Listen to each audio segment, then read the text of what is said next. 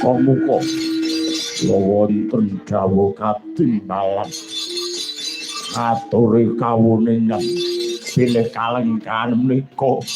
Prabu Dasamuka duka mawantu-wantu paduka katuri sampun gati sawega ing diri kula pecah Raden pasti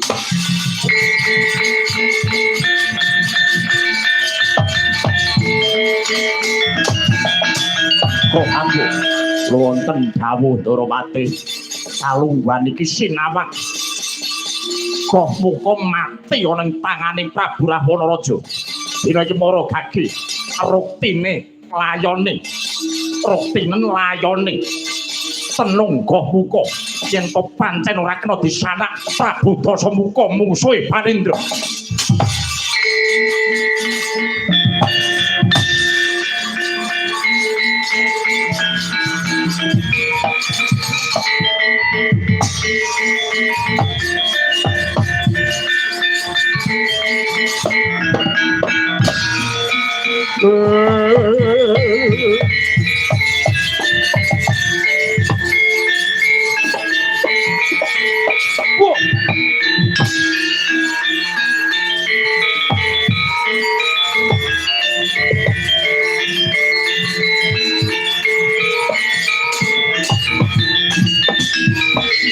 Propolo kami tumingal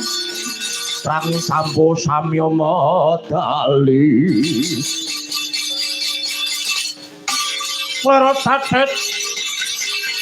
wilating kota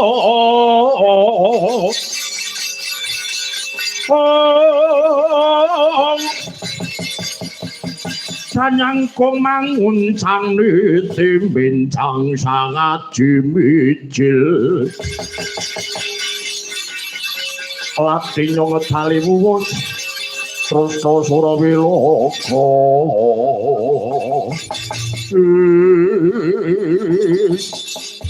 pancen ora kena disanak wong negara Ngalengka apa abang pancen kalungguhan iki dicarak karo Sinuwun Prabu Dasamuka yen to pancen Prabu Danapati duweni jiwa kasatriyan mara gage dina iki dibroktekke negara Ngalengka apa negara Loka apa Singajur mara gage maju aku tak gatheng sirahmu piye kamu guneman ngono ki mbok pikir kanthi pening apa lho kowe ora nyawang yen to negara Loka apa kuwi negara mung sak yuping payung negara Ngalengka negara sing jembar negara sing gedhe yen to pancen kowe iki dadi pati wong negara Loka apa lho imbas-imbis kaya ngono lakon mati dening aku cangkeme